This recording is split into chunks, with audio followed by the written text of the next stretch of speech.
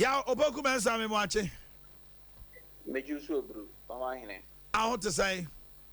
Nyame adom, meji di so hoye. No pa me ne mabedwa for trans ya na ya dwendwene. Ya disia ho titiriu basic na ekoba say private schools titiriu. Afiwe omo bie school atum kra e9. Last year sa na course so. Na school fees na awofo no esu amene wo mo. Eya kama say 2 years ni afibia ye school fees 4. Menim say aban no ye ntoto ye say opese or revert ye to the old system curriculum academic calendar no. But them say bi mu fees aban no so amenani anko the cost involved. Anopa di asem na moka. Yo mamencha Ghana for nyina ne titro mo magipin ye 81 pay.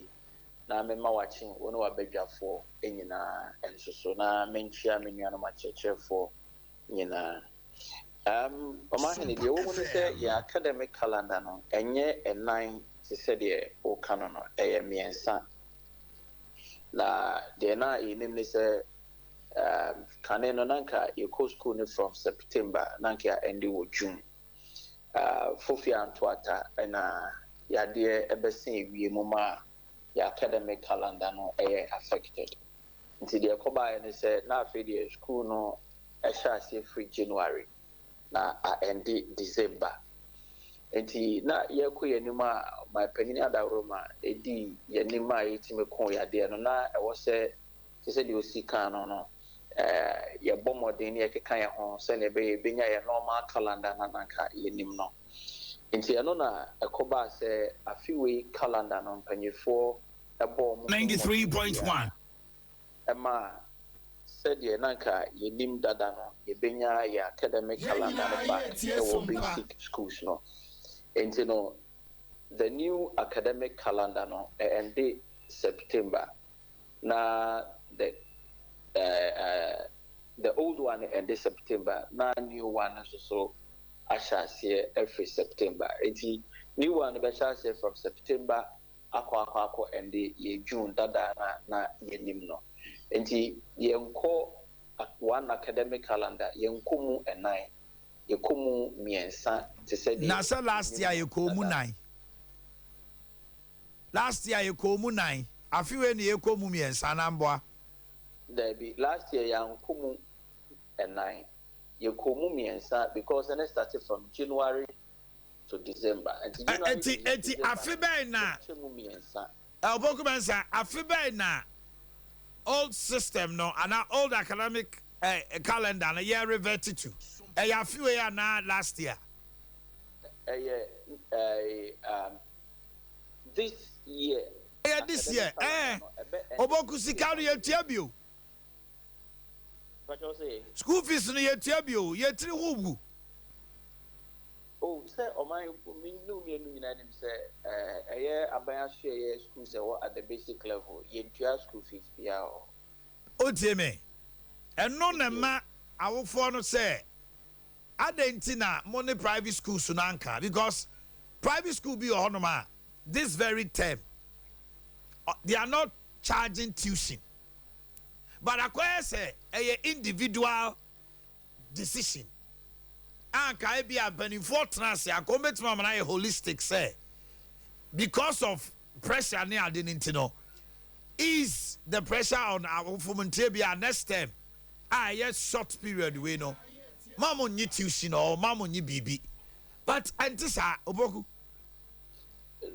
Brian Ghana Education Service and Ministry of Education international take in electoral decision be a baby a consent a be free or mouth for aba na empenny for atenase ahwe edi ya 2 year me aminim say during the calendar drawing no enye Ghana Education Service nkwane tenase it included all stakeholders obi bia onim within the education field including teacher associations and woma eka ho nyina ene tenase yes calendar way.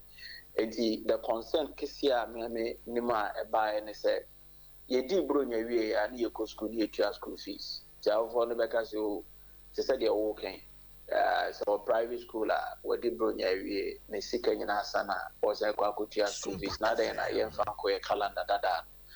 Enti the concerns are by any mpanyifo say they see editor man for him say ya be ahoboa ni anhyehyɛ sɛ ne be nye normal calendar ne back no ɛno na yetimi achieve ya this new academic year na yebesi no yɛbɛhyɛ ase free September dada na yenim no enti concerns are by kwa yɛbɛfa so aboaboa ho ne adjusting nyina was factored into the drawing of the academic calendar ya ka ho asemi.